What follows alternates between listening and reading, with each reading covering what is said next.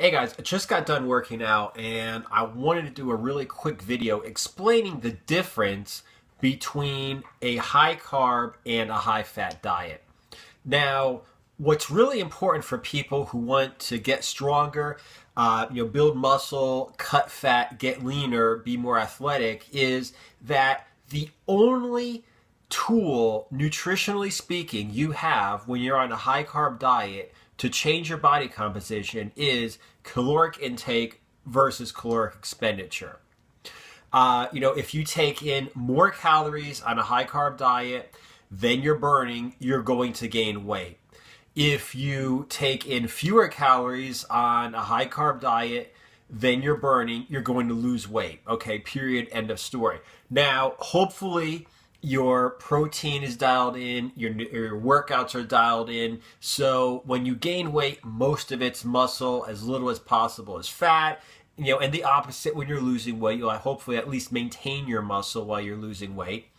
But the fact of the matter is that's all you can really do on high carbs. Now, the driving force behind a high fat diet is not calories in versus calories out. That's still important, and I've said it before, you can get fat on a high-fat diet just like you can get fat on a strict vegetarian diet. It just isn't easy and it doesn't happen a lot. But the driving force behind a high-fat diet is not caloric intake versus caloric expenditure. Rather, it is the way you manipulate your body's hormones. Now, let's go back to a high-carb diet.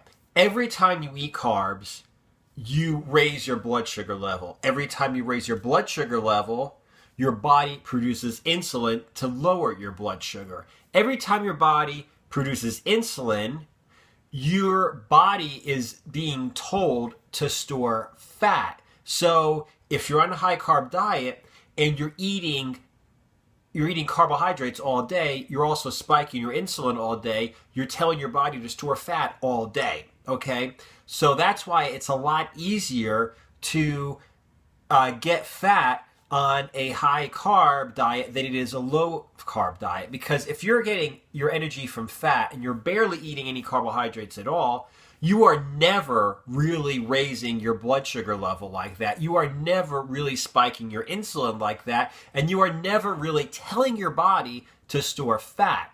Okay, so like I said, it is true that calories in versus calories out is important on, a high-fat, low-carb diet. The fact of the matter is, it is not nearly as important as the fact that you are no longer spiking your insulin. The same thing with bulking, okay, with building mass, strength, muscle size, whatever. When you are on a high-carb diet, if you take in more calories, you're going to gain weight. Hopefully, most of that weight is going to be muscle. When you're on a high-fat diet, you are taking in a lot of cholesterol, a lot of saturated fat. Those are hormone precursors for testosterone, okay? The more that you take in, the easier it is for your body to produce more testosterone, and we all know that testosterone builds muscle, okay? That is why bodybuilders shoot up a high level of testosterone into their body to raise their, testosterone levels even more. When a man goes through the so-called male menopause, his testosterone levels drop. He has a hard time, being athletic, maintaining muscle mass. So he goes to his doctor, gets a prescription for testosterone replacement therapy so he can have normal testosterone levels again and create muscle mass and be athletic again. So by being on a high-fat diet, you're automatically doing this. You're giving your body more of the raw materials that it needs to create testosterone naturally. And like I said, more testosterone, the easier it is for your body to build strength and to build muscle mass.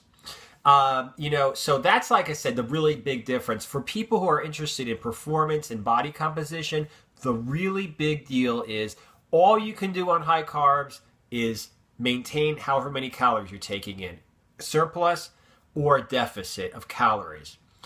When you're on high fat, it has more to do with your manipulation of your body's insulin and testosterone levels to lose fat and to build muscle than it does with calories in versus calories out. And here's a really quick story.